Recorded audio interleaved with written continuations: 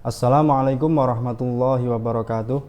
Selamat pagi anak-anakku, siswa MTSNU TPS Kudus, khususnya kelas 7.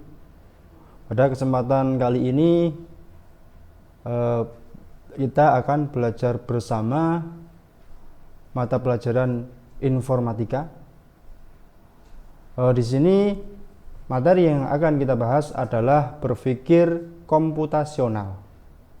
Kita akan mengenal dan menerapkan konsep berpikir komputasional. Apa itu konsep berpikir komputasional?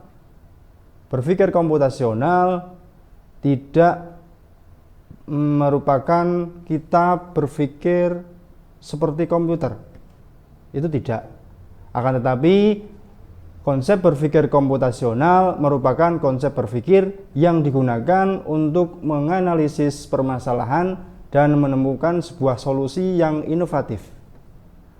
Konsep berpikir memungkinkan kita dapat menganalisis permasalahan secara sistematis sehingga kita lebih mudah dalam menemukan sebuah solusi.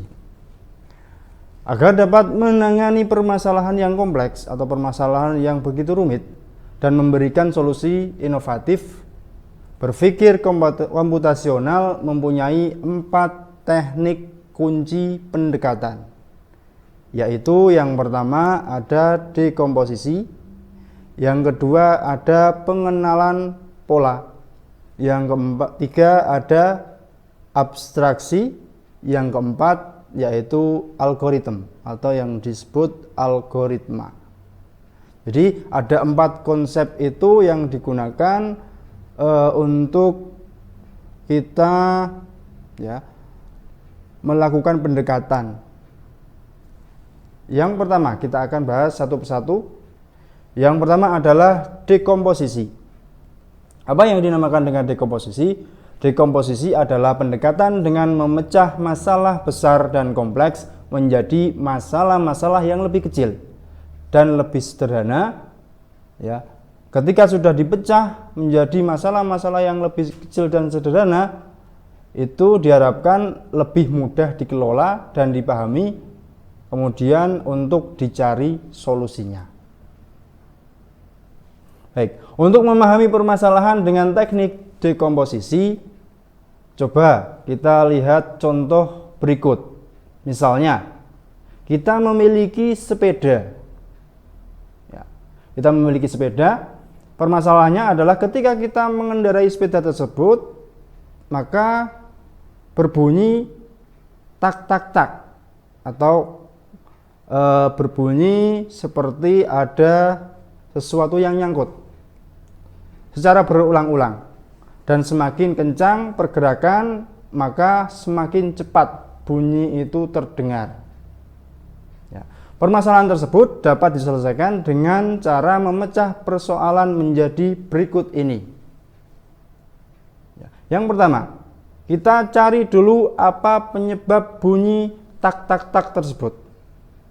Kemudian, kita cari bagaimana atau bagian-bagian mana dari sepeda yang bergerak dan menjadi sumber bunyi tersebut. Yang ketiga, bagaimana cara melakukan perbaikan. Yang keempat, bagaimana cara melakukan perbaikan tersebut sehingga sepeda yang kita naiki itu bisa dinaiki secara enak dan tidak ada bunyi tak tak tak tersebut. Yang kelima, bagaimana cara memeriksa bahwa perbaikan sudah dilakukan dengan baik dan benar. Dengan permasalahan masalah seperti ini, kita dapat memahami permasalahan dengan lebih jelas dan dapat menyelesaikan masalah satu persatu dengan cara mencari jawaban dari permasalahan yang ada. Apa penyebab dari bunyi tak tak tak itu tadi? Ada bagian sepeda yang bergesekan ketika sepeda bergerak. Kemudian ada bagian sepeda yang bergoyang ketika sepeda bergerak. Terus yang kedua, bagaimana dari sepeda, bagian mana dari sepeda yang bergerak dan menjadi sumber bunyi tersebut? ada bagian roda depan, kemudian ada bagian rantai, ada bagian pedal, kemudian ada bagian roda belakang. Kemudian yang ketiga, bagaimana cara memeriksa dan menentukan sumber bunyi? Ya. Caranya, lakukan pemeriksaan saat sepeda diam. Apakah ada bunyi atau tidak? Kemudian, kendarai sepeda dan minta orang lain untuk melakukan pengamatan. Yang ketiga, gerakkan bagian roda, pedal, rantai tanpa dikendarai. Selanjutnya, bagaimana cara melakukan perbaikan? Kita lihat, kencangkan baut dari bagian sepeda yang kurang terpasang dengan baik. Kemudian mengganti bagian sepeda yang rusak, kalau ada yang rusak. Kalau ada yang kurang terpasang dengan baik, maka baut-baut yang ada di sepeda itu harus dikencangkan. Kemudian selanjutnya, bagaimana cara memeriksa bahwa perbaikan sudah dilakukan dengan baik? Tentunya kita gerakkan sepeda itu, gerakan bagian-bagian yang menjadi sumber bunyi. Ketika kita gerakan kok sudah tidak berbunyi, maka cara perbaikan yang kita lakukan atau solusi yang kita lakukan itu sudah benar. Bagian sepeda tersebut kalau sudah diperbaiki secara benar, berarti solusi yang kita pilih itu adalah solusi yang paling tepat. Yang kedua adalah pengenalan pola atau pattern recognition. Teknik pengolahan pola mencoba untuk melihat kesamaan pola-pola tersebut. Masalah yang memiliki karakteristik yang sama memberikan peluang kepada kita untuk menggunakan solusi yang sama. Ya. Kalau pola sebuah masalah itu sama, maka solusinya ya hampir sama. Kesamaan pola juga membuat kita atau komputer dapat menemukan dan memberikan solusi dengan lebih mudah. Kesamaan pola tersebut memberikan kita solusi atau memecahkan solusi dengan cara yang mudah. Apakah yang dimaksud dengan pola? Pola itu apa? Bayangkan kita memiliki beberapa pola, yaitu bola kaki. Kita memiliki beberapa pola, yaitu yang pertama bola kaki, yang kedua bola voli. Di sini bisa dilihat bola kaki, bola voli. Kemudian ada bola tenis, kemudian ada bola basket. Keempat bola tersebut juga memiliki persamaan, yaitu apa?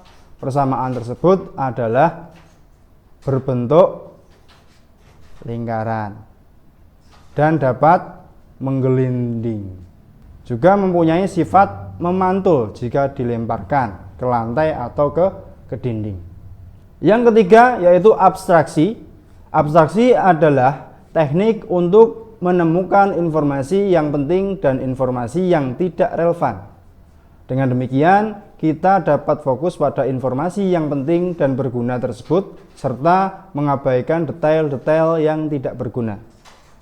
Proses abstraksi terkadang kita tidak dilakukan untuk membuat informasi yang tidak penting, tetapi dilakukan untuk mengelompokkan informasi yang ada sehingga mudah membangun pola-pola yang mungkin mencari solusi. Sebagai contoh, di sini ada angka 6, 4, 8, 6, 10, 8, dan 12. Pada urutan bilangan tersebut, bagaimanakah cara kita menemukan bilangan yang ke-8? Jika kita mengurutkan bilangan tersebut, memberi nomor indeks dan mencari hubungan antara nilai dengan indeks, kita akan menemukan pola tertentu, yaitu pola indeks ganjil akan berbeda dengan pola indeks genap. Selanjutnya, dengan melakukan abstraksi, karena kita ingin mencari bilangan ke-8 atau indeks yang ke-8, kita dapat mengeluarkan pola bilangan ke-8 dengan indeks ganjil. Kita dapat mencari nilai dari bilangan ke-8 berdasarkan pola yang dimiliki oleh bilangan dengan indeks genap. Selanjutnya, jika kita ingin mencari tahu bilangan ke-9, kita dapat menggunakan pola bilangan dengan indeks ganjil. Selanjutnya, yang terakhir adalah algoritma atau algoritma. Algoritma adalah teknik untuk mengembangkan langkah-langkah atau aturan-aturan yang harus dipenuhi untuk memecahkan permasalahan yang ada. Algoritma digunakan untuk memecahkan langkah-langkah instruksi yang akan dijalankan oleh program komputer. Algoritma tidak hanya dapat digunakan untuk menuliskan program saja dan memerintahkan komputer melakukan sesuatu, tetapi algoritma juga dapat digunakan untuk menyelesaikan persoalan dalam kehidupan kita sehari-hari. Dalam algoritma ada dua cara untuk menuliskannya. Yang pertama ada pseudocode, yang kedua ada flowchart. Ya, flowchart adalah diagram yang mewakili kumpulan dari instruksi-instruksi. Ketika kita membuat algoritma, bentuk mana yang akan kita pilih, entah itu flowchart atau pseudocode, tergantung pada kesesuaian format dengan hal yang dikerjakan. Tergantung pada kesesuaian format dengan hal yang dikerjakan. Ya. Program dengan banyak percabangan akan lebih mudah dipahami dengan menggunakan flowchart. Di sini saya akan membahas sedikit tentang flowchart. Ya. Di sini ada tabel. Flowchart itu bentuknya nanti akan seperti ini. Ini contoh dari flowchart. Ya. Sudah ada start, lalu ada siapa nama Anda, lalu simpan nama pengguna, selamat datang dan nama, kemudian ada tahun berapa Anda lahir, kemudian ada menginput tahun lahir pengguna, simpan nama pengguna, hitung umur pengguna, lalu di sini akan diisikan seperti ini. Tahunnya adalah 1977. Contohnya di sini. Umur Anda plus ya. Umur plus Anda anak milenial sini. Anda apakah termasuk anak milenial atau termasuk generasi tua? Kemudian ini ada selesai. Nah, ini penjelasannya bagaimana? Ini seperti ini. Output, siapa nama Anda? Ini dijelaskan bahwa outputnya adalah siapa nama Anda, kemudian inputnya adalah pengguna penginput nama, store, simpan input di variabel nama, output, selamat datang plus nama, output kedua, tahun berapa Anda lahir. Store simpan tahun lahir di variabel tahun proses hitung umur. Ya, ini adalah kodenya seperti ini. Di dalam flowchart ada beberapa simbol. Yang pertama, mulai atau berhenti, simbolnya adalah seperti ini. Kotak dengan sisinya yang melengkung. Kemudian ada, ini digunakan untuk memulai dan mengakhiri sebuah proses. Yang kedua ada proses, simbolnya berupa persegi panjang. Ini digunakan untuk menjalankan perintah. Kemudian ada yang ketiga, keputusan, simbolnya berupa seperti ini. Ya. Ini digunakan untuk membuat keputusan atau pilihan. Kemudian selanjutnya masukan atau keluaran atau input atau output, simbolnya seperti ini. Digunakan untuk menerima input atau menampilkan output pada pengguna. Kemudian ada penghubung, namanya seperti ini, digunakan untuk berpindah ke bagian lain di flowchart.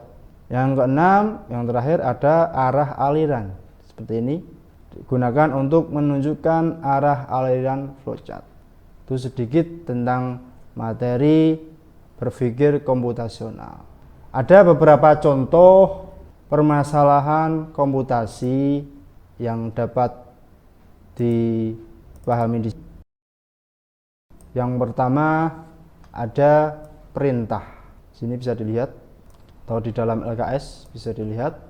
Yang pertama ada perintah. Di sini sebuah aplikasi Perintah adalah sebuah aplikasi sederhana sebuah aplikasi sederhana hanya memiliki beberapa perintah.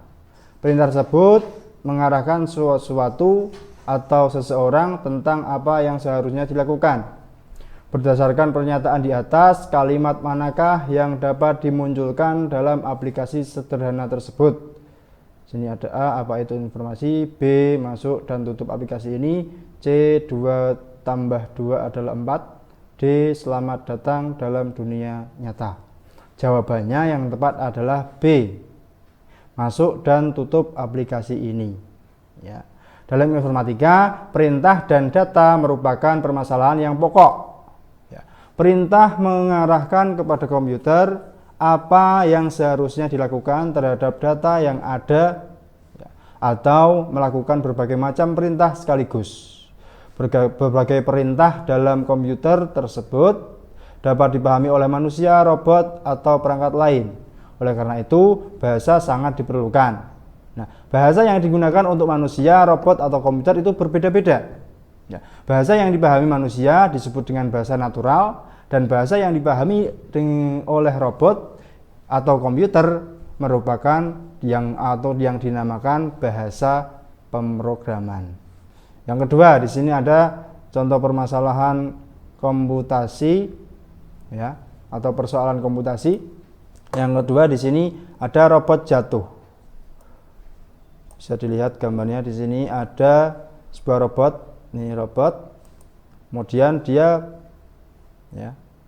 robot itu akan jatuh ke dalam tempat yang mirip dengan labirin.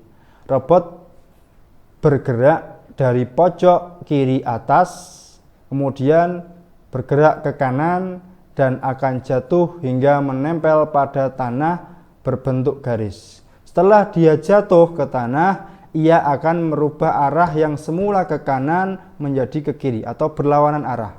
Begitu pula sebaliknya. Pola yang dilakukan robot dapat Anda lihat pada gambar kiri. Ya, ini dia berjalan ke sini lalu jatuh. Setelah jatuh berbalik arah, kemudian jatuh lagi berbalik arah, jalan lagi, jatuh lagi berbalik arah, seterusnya sampai hingga di ujung labirin. Berdasarkan petunjuk tersebut, robot pada gambar di atas yang ini, ada gambar yang masih kosong, akan jatuh ke kolom mana? Apakah ke kolom A, atau B, atau C, atau D? Coba kita mati.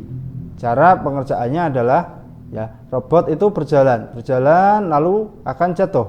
Setelah jatuh, dia akan berjalan berlawanan arah, berarti ke kiri, jatuh lagi ke kanan, jatuh lagi ke kiri, jatuh lagi ke kanan, lalu jatuh. Nah, jawaban yang tepat adalah C, ujung labirin.